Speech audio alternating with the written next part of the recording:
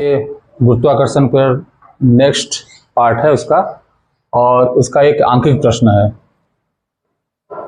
आंकिक और बोधात्मक, ये बोधात्मक प्रश्न है।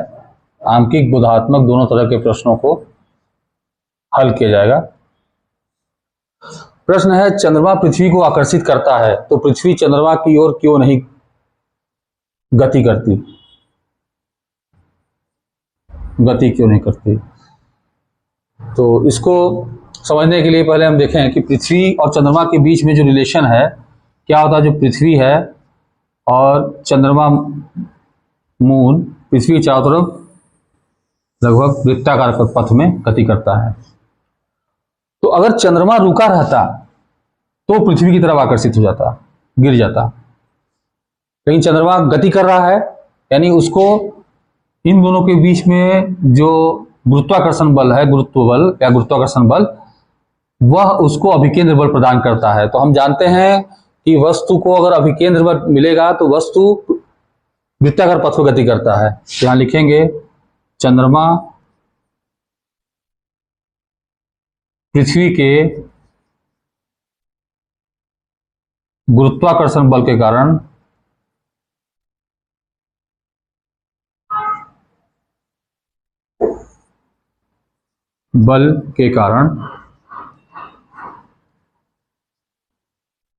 उत्पन्न अभिकेंद्र बल से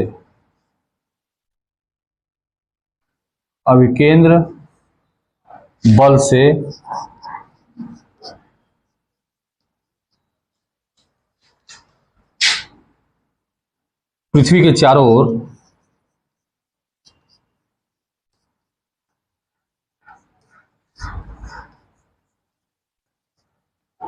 वृत्ताकार पथ पर घूमता है।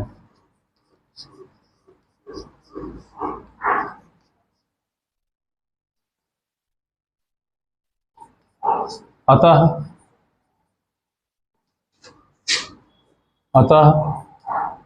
पृथ्वी की ओर गति नहीं करता।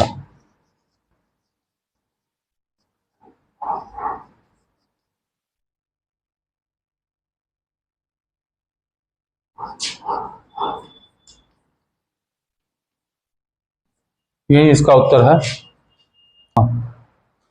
तो यहां पर इस प्रश्न का उत्तर एक दूसरे तरीके से भी दिया जा सकता है।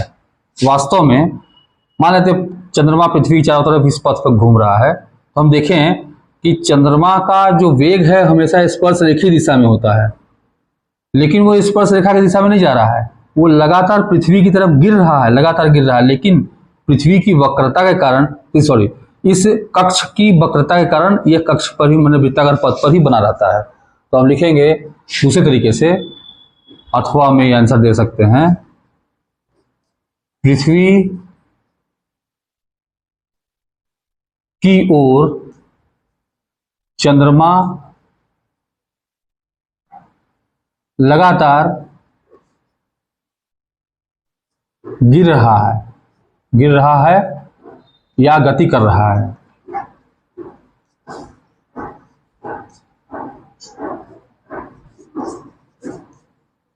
गति कर रहा है, जैसे जाना चाहिए तो टेंजेंशियल, लेकिन वो पथ पर आने के लिए इतना गिर रहा है या गति कर रहा है, परंतु पथ की वक्रता ही ऐसी है कि उसी को बना रहता है। वक्रता के कारण वह वृत्ताकार पथ पर ही बना रहता है।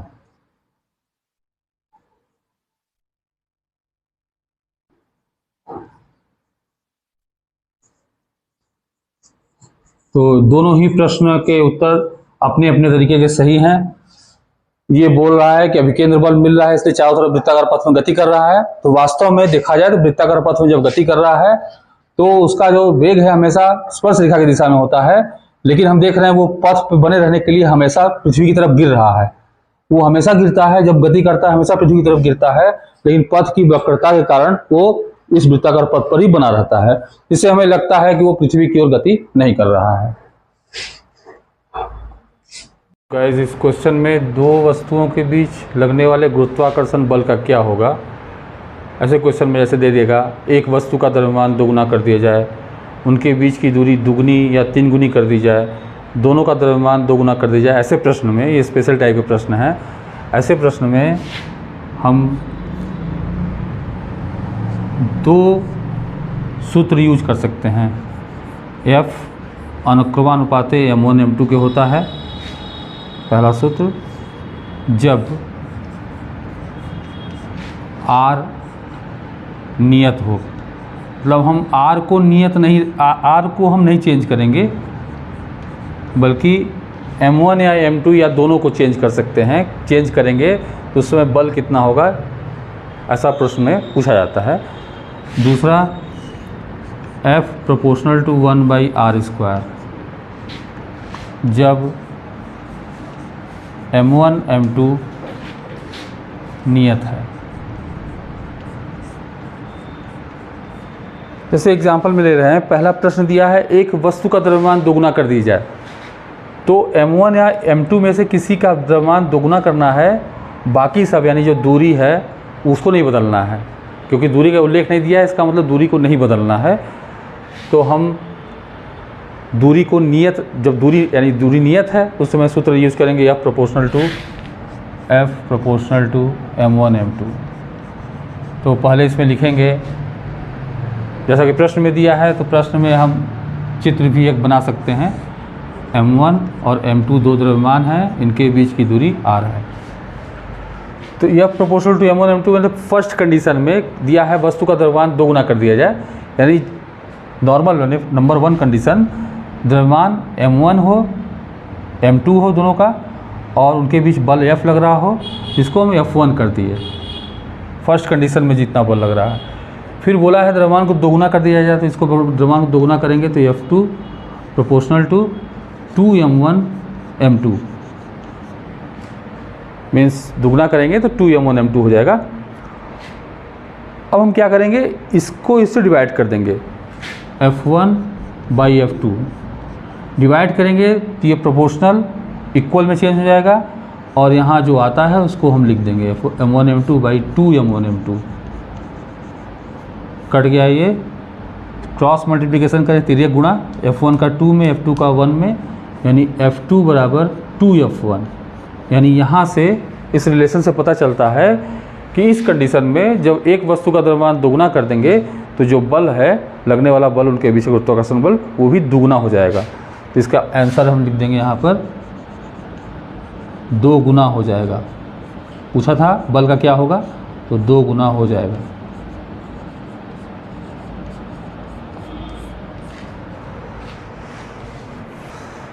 तो पहला पार्ट हो गया, इसका दूसरा पार्ट देखते हैं। दूसरे पार्ट में बोला है उनके बीच की दूरी दुगनी या तिगुनी कर दी जाए, यानी यहाँ से पता चल रहा है कि M1 M2 को नहीं बदलना है, दूरी को बदलना है।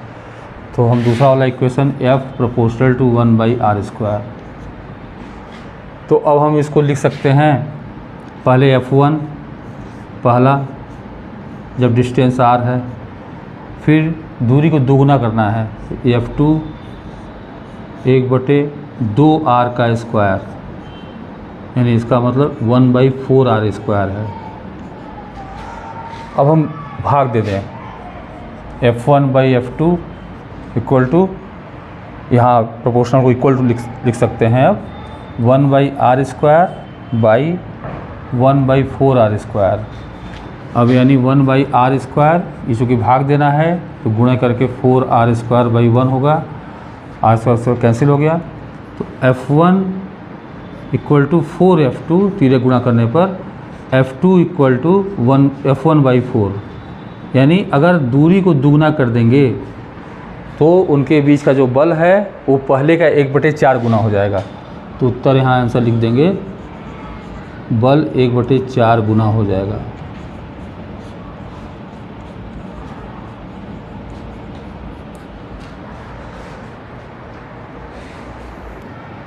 इसका थर्ड पार्ट है, दोनों का द्रव्यमान दोगुना कर दिया जाए, यानी दूरी नहीं बदलना है। F proportional to M1 M2 लेकर चलते हैं। तो F1 पहला, M1 M2 दूसरे वाले में बोल रहा है दोनों का द्रव्यमान दूना कर दिया जाए, तो 2m1 2m2। अब भाग दे दें, F1 बटे F2 बराबर m1 m2 by 4m1 m2। ये कट जाएगा, फिर गुना करेंगे, F2 बराबर 4F1, यानी बल पहले का 4 गुना हो जाएगा। तो आंसर लिख देंगे 4 गुना हो जाएगा। तो ये जो प्रश्न है, आंकिक प्रश्न 3 है। कोई पत्थर 100 मीटर ऊंची किसी मीनार की चोटी से गिराया जाता है। ये मान लेते हैं 100 मीटर ऊंची मीनार है, इसकी चोटी से एक पत्थर गिराया जाता है। गिराने का मतलब इसका प्रारंभिक वेग 0 है, u बराबर 0 होगा, और नीचे से किसी पत्थर को ठीक उसी समय 25 मीटर पर सेकंड के वेग से, यानी 25 मीटर पर सेकंड से ऊपर फेंका गया। तो ज्ञात करना है ये दोनों पत्थर, एक पत्थर यहाँ से है, एक पत्थर यहाँ से, दोनों पत्थर कहाँ मिलेंगे। तो ऐसे क्वेश्चन को हल करते समय हम मान लेते हैं दोनों पत्थर ज़मीन से x हाइट पर t समय के बाद मिलेंगे। तो यहाँ स्टार्ट करते हैं, माना वे ज़मीन से x मीटर की ऊंचाई पर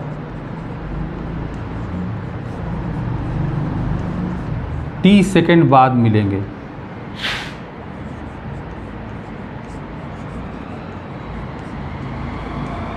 t सेकंड बाद मिलेंगे या t समय के बाद मिलेंगे, t का वैल्यू ऑलरेडी सेकंड में आएगा। तो हम यहाँ से देख रहे हैं कि ये x है, यानी ये यहाँ से ट्रैवल किया, ये पत्थर यहाँ से चलना शुरू किया और ये यहाँ से चलना शुरू किया, दोनों एक समय यहाँ मिलते हैं। तो इसकी गति का सूत्र लिखें।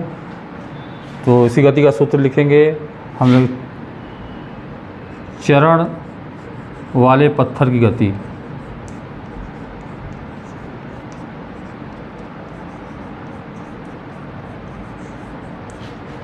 यहाँ से हम मान लेते हैं ये x एक्सिस है और ये ऊपर वाला हम मान लेते हैं y एक्सिस का डायरेक्शन है। तो हम लिख सकते हैं इसके लिए y equal to 25t minus half GT square. g negative इसलिए लिया जाता है क्योंकि हम ऊपर की दिशा को धनात्मक मानते हैं, पॉजिटिव मानते हैं, और जब पत्थर ऊपर ट्रैवल कर रहा है तो उस पर जो गुरुत्वीय त्वरण है, यानी उसका ग्रेविटेशनल फोर्स, गुरुत्वीय त्वरण उस पर नीचे की तरफ काम कर रहा है, यानी गुरुत्वीय बल उस पर नीचे की तरफ काम कर रहा है। तो ऊपर की दिशा धनात्मक, नीचे की दिशा ऋणात्मक, इसलिए जी को हम ऋणात्मक ही लिखते हैं यहाँ पर। तो बोला है ये कि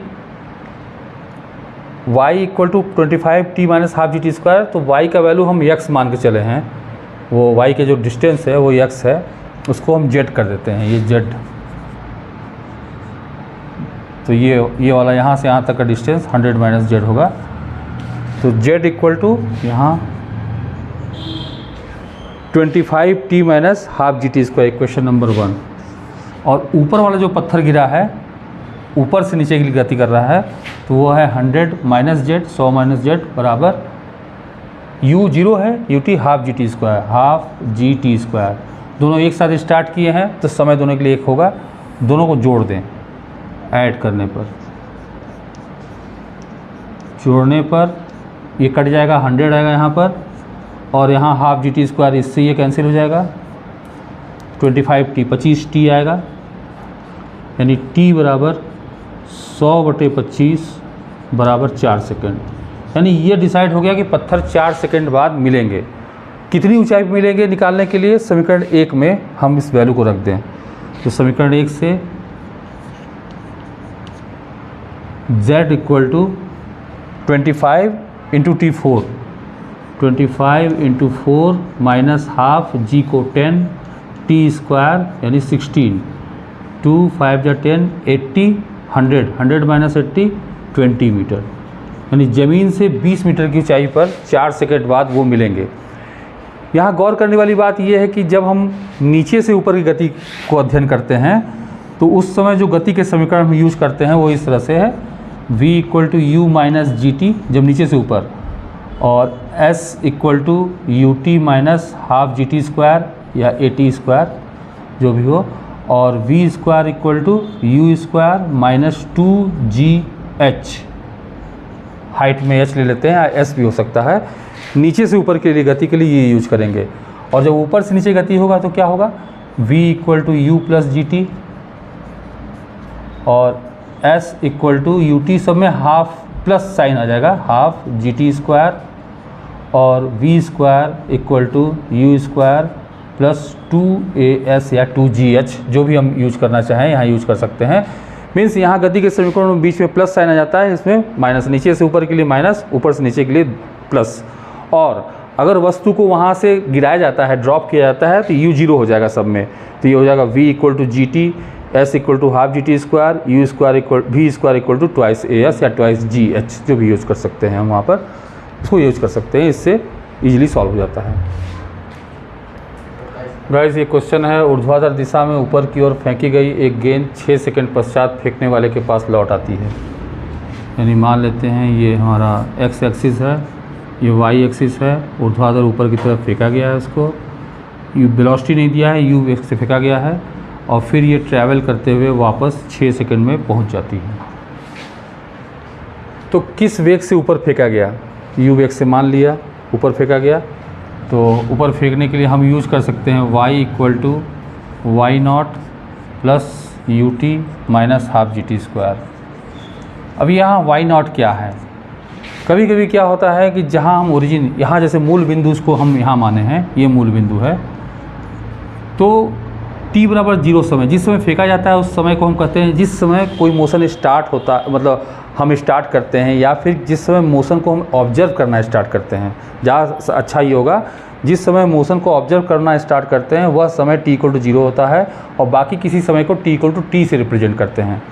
तो ये t इक्वल टू 0 पर ये किस पोजीशन पर था, ऊर्ध्वाधर दिशा में ये 0 पोजीशन पर था, यानी नीचे से फेंका गया है, 0 पोजीशन पर था, ऊर्ध्वाधर दिशा में देख रहे हैं केवल, एक्स एक्सिस के लॉन्ग सा पोजीशन है, लेकिन उससे मतलब नहीं है हमको। जब हम ऊर्ध्वाधर गति की बात कर रहे हैं तो जब t इक्वल टू 0 था तो y का वैल्यू 0 था, और जब वो गिरा उस समय भी t का वैल्यू हो सकता है t हो, कोई दूसरा समय होगा, लेकिन वहाँ पर भी y का वैल्यू 0 है। तो हम इस इक्वेशन को y equal to y naught, चूँकि t इक्वल टू 0 पर ये खुद 0 था, तो इसको अब यूज़ करेंगे y equal to u t minus half g t square. बोला है कि 6 सेकेंड बाद वो फेंकने वाले के पास वापस लौट आता है, यानी 6 सेकेंड के बाद उसका जो y का वैल्यू 0 हो जा रहा है, तो यहाँ 0 रखें, तो 0 equal to u t minus half g t square, तो t का वैल्यू दिया हुआ है 6 माइनस 1/2 इंटू 10 इंटू 36, 2 5 जा, it means 6u equal to 5 into 36, u equal to 5 into 36 by 6, that is 6 जा 36, 30। It means 30 meter per second के velocity से, वेग से उसे ऊपर फेंका गया था। ये पहले वाले पार्ट का जवाब हुआ। दूसरा है, कह रहा है गेंद द्वारा प्राप्त अधिकतम ऊंचाई, तो नीचे से ऊपर तक की गति के लिए अधिकतम ऊंचाई ज्ञात करने के लिए हमारे पास सबसे अच्छा जो फॉर्मूला होता है वो होता है v square equal to u square minus 2gh। ये h अधिकतम ऊंचाई है। जब वो अधिकतम ऊंचाई पे पहुंचेगा तो उसका अंतिम वेग 0 हो जाएगा, फाइनल वेग 0 हो जाएगा। तो 0 का स्क्वायर u स्क्वायर 30 का स्क्वायर और माइनस 2g का 10 इंटू h, यानी h इक्वल टू होगा यानी 20h equal to 900, h equal to 900 by 20 equal to 45, यानी वो मैक्सिमम 45 मीटर हाइट पर गया। फिर थर्ड में बोल रहा है 4 सेकेंड बाद गेंद की स्थिति, तो थर्ड में गेंद की स्थिति पता करने के लिए 4 सेकेंड बाद तो ये सूत्र यूज करते हैं, y इक्वल टू किसी समय स्थिति के लिए यही सूत्र है, minus half g t square, सबका वैल्यू रख दें, तो y इक्वल टू ये u 30 है इंटू t 4 सेकंड दिया है, 1/2 इंटू 10 इंटू 4 4 जा 16, 2 5 जा और 34 जा 120, -80 that is equal to 40 meter. It means वो ज़मीन से यानी मीनार के चरण से 40 मीटर की ऊंचाई पर रहेगा। जिस समय t इक्वल टू 4 सेकेंड होगा उस समय y का वैल्यू 40 मीटर होगा। दैट्स ऑल, बस यही सॉल्व करना था। तो हाँ गाइस, तो आपको ये वीडियो कैसा लगा जो मैंने समझाया? अगर इसमें कोई कमी है, आपको समझ में नहीं आ रहा, तो आप कमेंट बॉक्स में जाकर कमेंट कीजिए। और किसी दूसरे टॉपिक पर भी अगर आप जानना चाहते हैं जो आपको क्लियर नहीं है, तो उसके बारे में भी कमेंट बॉक्स में बोल कर दीजिए, तो हम उस पर अच्छे से अच्छा वीडियो बनाने की कोशिश करेंगे। बाकी आप इसको सब्सक्राइब भी कीजिए और अधिक से अधिक शेयर भी कीजिए, और मेरे लायक कोई भी सुझाव होगा, कोई भी एडवाइस होगा, वो ज़रूर दीजिए।